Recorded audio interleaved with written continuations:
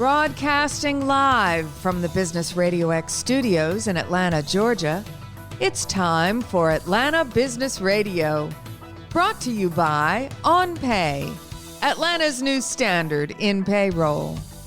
Now, here's your host. Lee Cantor here, another episode of Atlanta Business Radio, and this is going to be a good one. But before we get started, it's important to recognize our sponsor, OnPay. Without them, we couldn't be sharing these important stories. Today on Atlanta Business Radio, we have Jonathan Richter with Winnona Partners. Welcome, Jonathan. Hey, Lee. Thanks so much for having me on. Well, I'm excited to learn what you're up to. Tell us about Winnona. How are you serving folks? Yeah, well, thanks for asking, and love your audience, by the way. I've got some stuff for established business owners here and hopefully some great tips and resources for startups and entrepreneur crowd too. So, we really found that a lot of business owners are paying way too much for software that isn't fitting their specific business process, sort of, Salesforce, HubSpot, big enterprise systems like that. So we're helping them transform their business by building custom software so they can become leaders in their industry and save money as they scale. Now, for the listener out there who hasn't explored custom software, I would imagine when they get started, it's kind of easier to go off the rack and just kind of adjust your systems and processes to these big, huge enterprise softwares that seem to be doing most of what I need, maybe not perfectly, but kind of in the right way. Can you talk about kind of the trade-off you're making when you make that choice?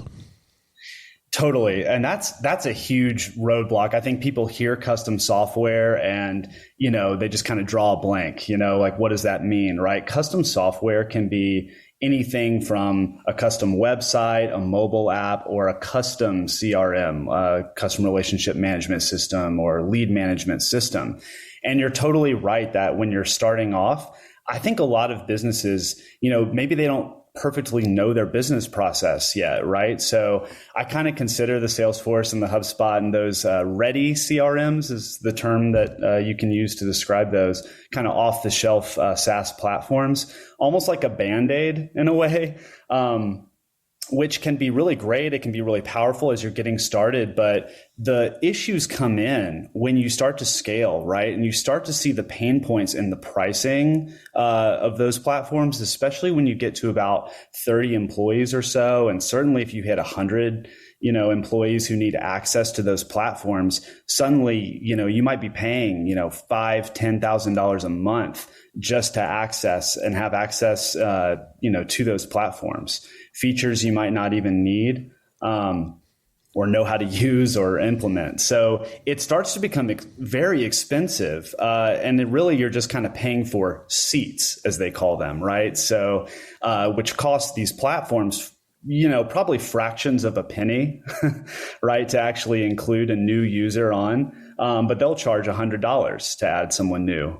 So that's where it really starts to become a pain point, I think, for people, is when you start to, grow as a business and you realize, oh my God, we're tossing money away on these platforms that, aren't fully aligned with our business process. And the question starts to come, well, what if we could build something proprietary?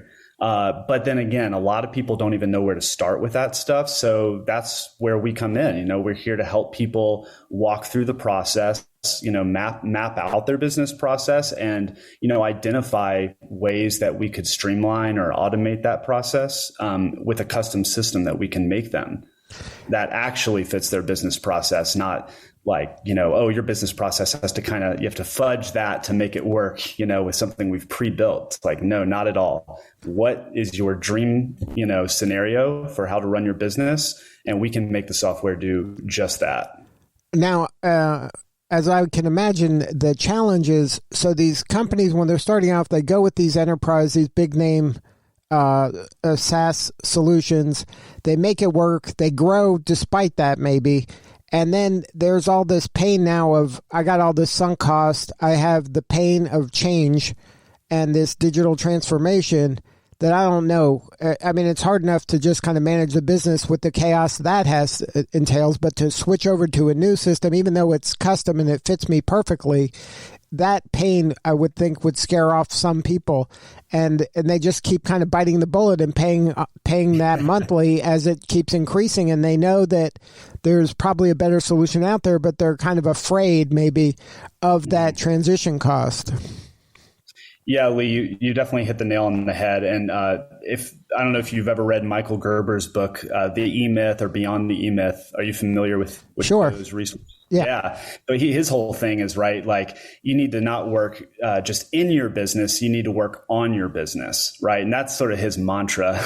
And he made a whole career out of that, way before technology was even developed like what we have today. So people get so stuck in the day-to-day.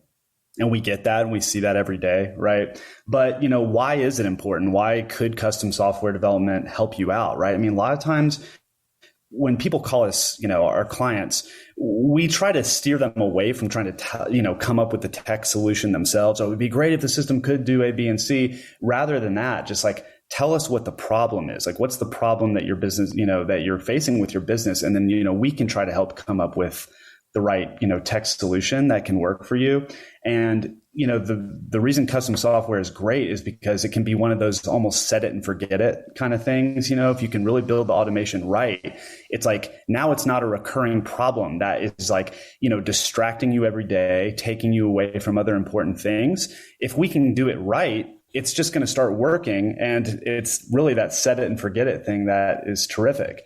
And then also, again, the saving the money as you scale. I mean, it's a bigger upfront cost, typically, of course, to develop your own custom software system. But, within a year, in some cases, especially if you have 100 or so users that need to use the platform, within a year or so, you can already start seeing returns on that monthly. I mean, we can take that down from, tens of thousands of dollars a month in some cases down to, several hundred at the most. So it becomes a huge difference long term. And also you can just invest in something proprietary, right? I mean, having your own system, the top dogs all do that. Like, they're all going to, build something that works for them. And there's something really special, and you can have a lot of pride in knowing that you've got your own system. And that's something that will sort of make your competitors kind of shake in their boots a little bit. Now, I'm sure the name of your firm, Winnona Partners. Partners is an important component of this because you are truly a partner with your clients. This is a case where they have to, in most cases, I would think, really trust you as an advisor and a partner to help them with a solution that does fit them exactly right, not kind of right, not almost right, but it's just really you both have to work hand in glove in order to make this work. So you really got to get into their business to truly understand it so you can come up with some sort of a digital solution that's going to serve them and help them with their automation and help them really achieve the goals that they're aiming at. That's totally correct. And a lot of times the planning, that's actually the part that we really enjoy even more than the coding of the applications, right? It's cool when we find the solutions, but we love the strategy part. And luckily there's great sort of mapping. I keep talking about business process mapping, right? Just actually it's as simple as just box to box. How does a transaction work? What's our organization structure? And there's like a system Lucid chart. And I think they even have a free tier out there. Great flexible system for being able to just map out your process on kind of a grid interface. Google Draw, another free option to kind of map out your process, or just good old fashioned whiteboard and piece of paper, right? Can you draw out how a transaction happens in your business from A to B, or A to Z? So these are the kind of things, and so much of it is the strategy, the upfront kind of strategic work that we have to do before a line of code is written. And we want that verified and approved. We love mocking things up. And yeah, it's become easier than ever to get something kind of spun up, its own branch, test branches and stuff that we can give people kind of sneak peeks of how things look, sort of like minimum viable products.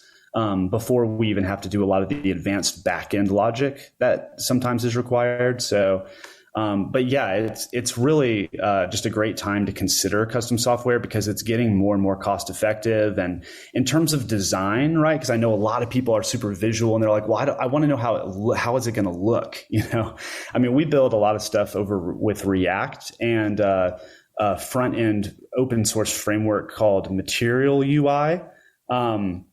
Which is basically, if you like the way that Google looks and the things that Google puts out, Google Drive, Gmail, etc., Material UI you're going to love how that looks. I mean, everything we make looks really slick, super easy to use. And if you have like a theme template, like you have your branding colors, etc., there's even an awesome demo version of Material UI site where we can plug that stuff in and just see how it's going to look, like see how a sort of a preview of how your application is going to look, light mode, dark mode, etc. And it even spits out the code. So it's really bridging the gap between designers and developers. So for a really, lean team like Winnona Partners, that's great because we can just take some branding colors, throw that stuff in and give people previews of what to expect pretty quickly. And it looks familiar and it feels familiar because you're using things built on Material UI every day, whether you know it or not. So it's gotten really, really much more cost effective, and it's just a great time to consider it. So now, and if you don't want custom software, sorry to interrupt you there. Now, just walk us through what an onboarding would look like. Like, say I'm one of these people, I have legacy software, we've been making do for a while, but it's time, we're going to pull the Band-Aid off. So what is that kind of, what are some of the questions you're asking me to onboard me in order to make this as seamless and as, with as little disruption as possible to my business? Absolutely. Yeah. So we always do like to know, which features you were really using of, the other systems that you really like to use. Maybe you really liked the way a timeline worked, or they did have some levels of automation in place that you really, were vital to your business or you really enjoy. And so those are the kind of things that are really good to know up front, like sort of what are the must-have features. And then also just, we always ask people to consider how much they're spending on those third-party platforms, because ultimately our mission is to save you, money long-term with software, right? We want it to not only work better, we want this to be cost-effective for you in the long run. So being able to calculate, is this worth it? That's just as important as, to us as it is to you. We don't want to just like take your money and give you something that is just, not even doing, anything as well as you had before.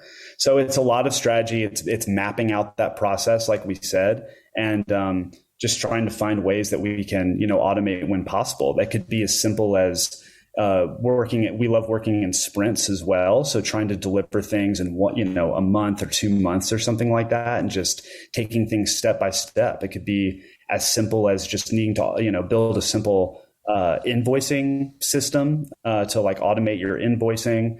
It could be something just like a simple database, automating your emails for, when new leads come in or when new tasks are happening, or something more involved. Like, okay, I have several different types of transactions I'm running, and I know that there are deadlines and documents that are needed at certain times. If all we need is some basic details that you can provide, and we can just boom, automate a whole sort of timeline approach to how to make that transaction happen. So you're not having to like add things and deadlines and requirements on Google Calendar. All that stuff can just start happening for you, right? That's a huge time saver, and you're also taking a lot of error out of the equation. So, and then it's not something that I have to say, okay, I'm going to change my entire website. You might be able to just work on maybe a web funnel or something like that to just slowly kind of organically change my website. Yes, absolutely. We love I sort of say to integrate or to innovate, right? So there's always the case where, sometimes it is really good. Like, MailChimp, like we don't want to completely reinvent the wheel in terms of, I think MailChimp is a great example of something, if you're building an email list and they have a nice, user interface for the, not as tech savvy people, but, it's a great interface for being able to build cool emails that look great and stuff. And that's the kind of thing where, you might want to keep that type of system or functionality, but we can still build that in, whether it's to your website or whether it's to sort of a back-end administration system. These are the kind of things that we can do. Absolutely. And then can I look at you as kind of a CTO, a fractional CTO, that you're helping me kind of with the tech side of my business so I can focus in on the business side of my business? Yes, definitely. And my business partner, Chris Waterbury, is he is coding genius and can think a million steps ahead from a tech perspective, which is great. But yes, we love to be sort of the technical extension. We like to be thought of as your personal developers. You can call us up and just be like, hey, I got a problem here. I need A, B, and C. How can we do this? And, we'll take that action plan. We'll ask the, follow-up questions if needed. And then we come to you with, tech solution in mind, budget, timeline, et cetera. And then we just get right to work. And we have a really fast turnaround, all our stuff super elegant. And we just like to think steps ahead and just try to really deliver for our clients. So yeah, the best thing is no more having to if you're in HubSpot and you're really frustrated, where is this feature? Why do they keep, hiding it in different places, or they're moving it, or I just don't even know what all these features are, or I actually need to contact someone on support just to figure out how to build a list and do all the things I need. Rather than that, just call us up, tell us what you're struggling with, and we'll just make something really obvious for you. I kind of call this almost the lens of reduction, right? I think a lot of these other enterprise SaaS systems have feature overload and functionality overload, and it becomes really overwhelming, right? But if you kind of think of a lens reduction, it's not how many features can I add? It's well, how much can we actually take away? Are there complete steps in your process that we can just skip or overhaul completely and just have that happening in the back end? So I would love to be thought of as kind of the technical extension of your business. It doesn't have to be long term. Sometimes it's a handoff, right? We come in, we build you something great, and if you have some in-house folks that can take it from there, we're always happy to do a handoff. But I think a lot of these SaaS companies that you're paying, a monthly and a license, they feel obligated to help you more by coming up with more stuff. And a lot of times what you wanted was just the first thing that they came up with. You don't want the more stuff part. And the more stuff part is overwhelming and confusing and creating more problems than it's solving, because I just wanted the three things that it did initially. And that project creep that happens from their end their intention is to show more value and provide more value, but a lot of times it just becomes muddling up the situation. Yes, that's definitely what we found. And it's almost just refreshing, right? It's now I just have a system and I know exactly where everything is and what everything is, because it's all I need. There's not a bunch of unnecessary stuff. I really think the amount of sort of extra tabs and extra features that are just around that you're having, you are subconsciously skipping over those things. That is, whether it's fractions of a second or not, that time really adds up, and it's all just distracting, right? If you're looking at an interface and there's something on there that's not just directly helping you, or a feature that you absolutely need to help your business, scratch it, get rid of it, or, put it elsewhere. But I think so much of those systems, it just becomes information overload. And we have enough of that in our face every day as it is. So we love just building sleek, easy to view systems, and again, ones that are cost effective for people. And we can start real simple and small and just try to solve immediate problems, and then just kind of build as needed. Now, let's try to educate our listeners about this business process mapping and modeling process. You talked about it. You say that's the beginning of a lot of your work. It starts there. But a person who hasn't really spent time mapping their process, they know what their process is, but maybe it's never been written down. how would you go about, you mentioned some software earlier, I think Lucidchart and Google Draw the beginning of the mapping this out, but how would you even begin the process of mapping out a process? Do you just, it seems like there's lots of processes. I wouldn't even know where to start. Yeah, and there are a lot of actors, right? I mean, you have to think sort of from the customer perspective, and you have to think from the sort of business owner perspective, or the employee who's helping that client, right? So the best thing is, and we have to do this every time we build applications anyway, right? We have to think about, okay, I'm a user who's just getting onto a platform, like if it's for a mobile app, right? What is my user flow, screen by screen? What do I have to do? How many clicks does it take to get me, to purchase something? So it really has to start with the most bare bones and basic thing. What is the customer journey? And that is that's the first thing to map out, is just from A to B, exactly how does something work? I'm a customer. What's my onboarding process? And one single box for every stage or every screen they have to go on is one really good approach. But do you start at the beginning or do you start at the end?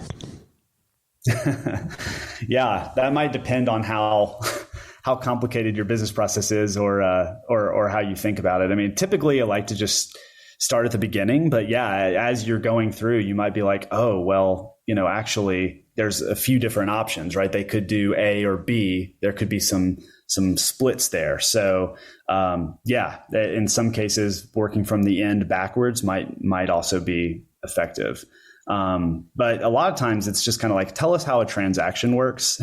And it's a lot of iterations, right? No one gets it right the first time. So it's always a conversation, almost just like we're having here. And there's a lot of bounce back. And then once we at least see some kind of timeline, we can then go into the details, right? We don't expect everyone to get this stuff right. Even if you really know your process, you might know it so well that you're omitting things that to you is obvious information, but to an outsider, like I've never worked with a trucking fleet, company in this capacity. So, there's things that are obvious to you being in the industry that are just totally over my head. So, once we see at least some general outline of how a transaction works or what the transaction types are, that gives us at least a talking point, a starting point.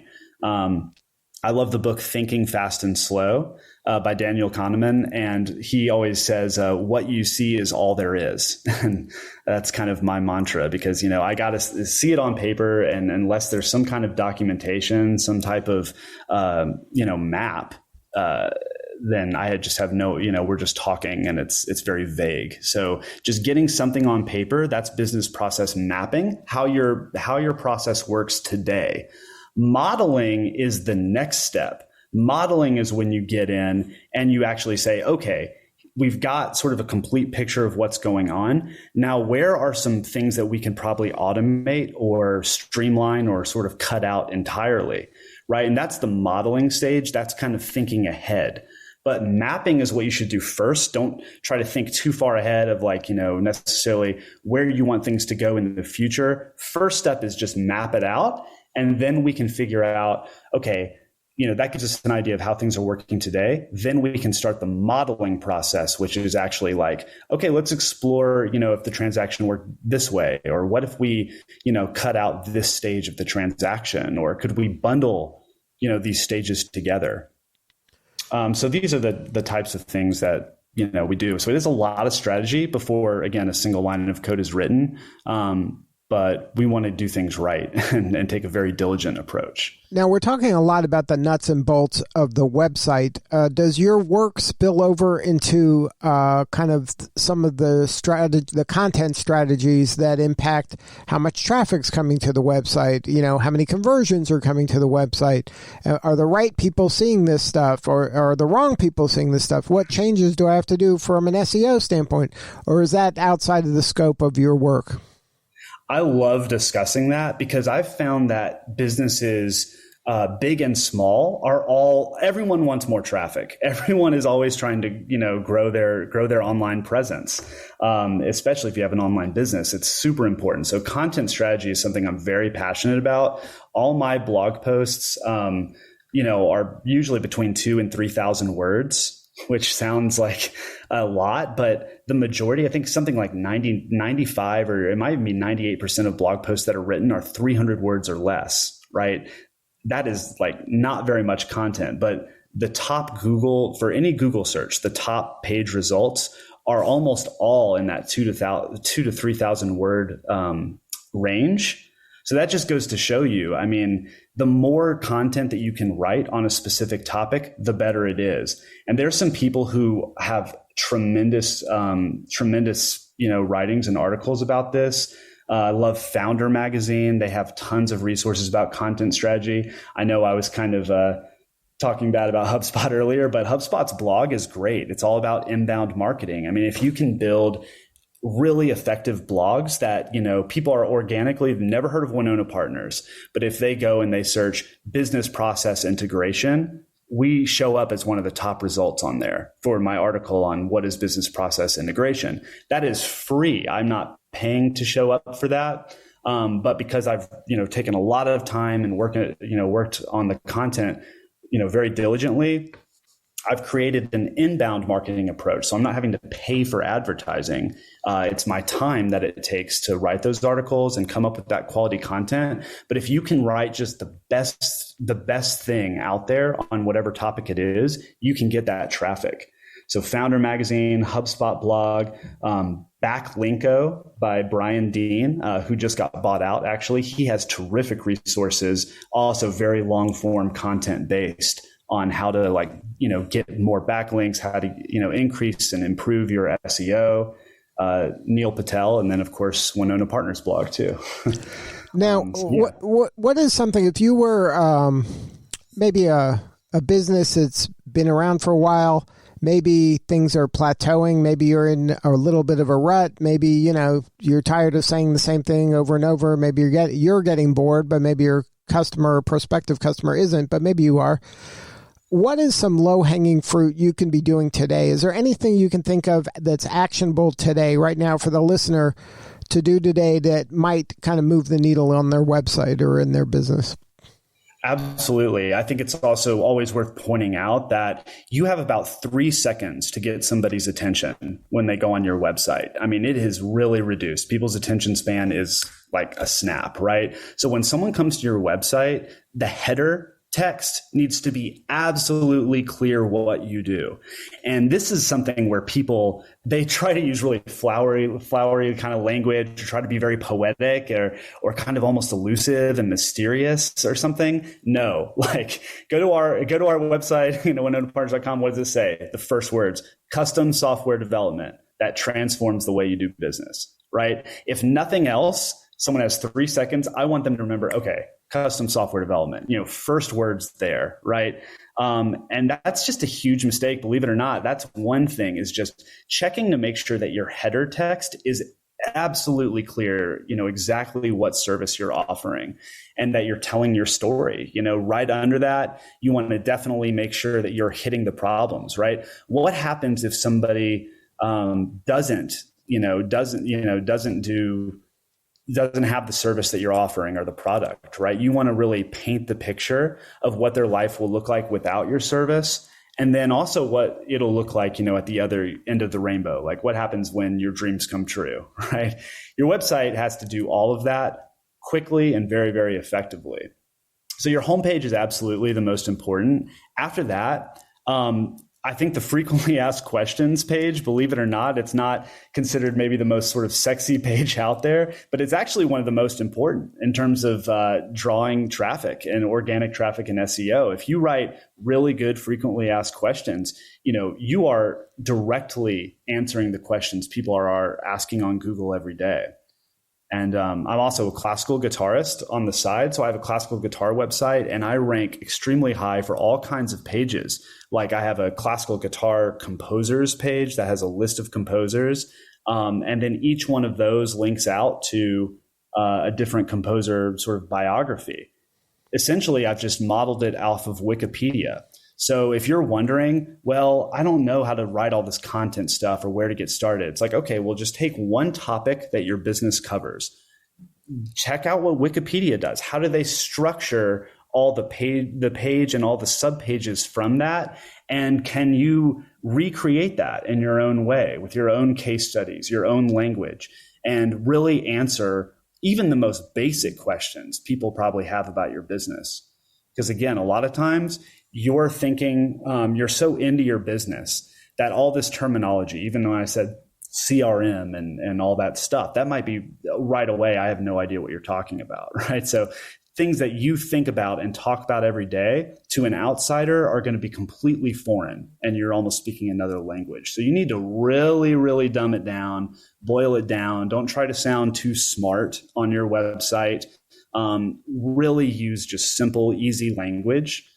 And that's my biggest tip right there. I mean, you have 3 seconds to get someone's attention. You need to capture that in the header with exactly what your service is.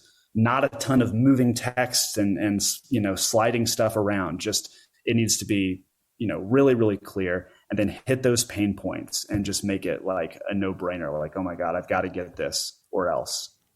Now, in your business, you mentioned, you're experts in custom software. Is there a niche that you work in, or does it matter? Is it industry agnostic, or do you specialize? We've helped various sort of different types of people. Real estate has been a real effective one, and then mortgage company as well. We've really helped automate a lot of their process, and they have several hundred employees nationwide. All using different systems, and even in some cases passing around pieces of paper, right, just to get things done and try to track what's going on. And so these are the kind of things that are great, right? When it's just like, okay, wow, you actually have some manual process, rather than trying to keep track of all these deadlines and requirements and all that stuff. Let's just build that logic in once. And now everyone's calling every part of the process the same thing, right? Everyone's on the same system. So all this information, all this data is being collected in one place. Right. I mean, it really can transform your business if you have especially multiple branches that are all kind of doing their own thing. It's really worth considering. Should we build something in-house where we can put all this stuff together? And, it just not only streamlines your process, there's also just a really good sense of just like, okay, everyone's using this the right way. And we know where everything is. We're collecting all the right data, all the right information. And it's just refreshing to know that everything is being taken care of. Amen to that. Now, if somebody wants to learn more, have a more substantive conversation with you or somebody on your team, what's the website? Yeah, just WinnonaPartners.com, WINNONA Partners. And we all actually grew up. We went to Winnona Park Elementary School in Decatur, Georgia together. So we've been friends since we were 5 years old. So yeah, we're a few childhood friends, and the name Winnona comes from that, Winnona Park Elementary. So from Winnona Park to Winnona Partners, and we're located in downtown Decatur. And yeah, we love working locally with people in Atlanta as well. Even if you're a startup, like what we do can still be effective for startups. And we just love the startup and entrepreneur, group here, ATDC, which I know you've got ATDC Radio, which is terrific. Hypotamus, Atlanta Tech Village, and Georgia Center for Innovation, even Switchyards. Like these are all just really awesome, Atlanta parts of the Atlanta startup community that I encourage everyone to look into if you haven't heard of those things. Good stuff. Well, Jonathan, thank you so much for sharing your story today. You're doing important work, and we appreciate you. Thank you, Lee. Really appreciate it. All right. This is Lee Cantor. We'll see you next time on Atlanta Business Radio.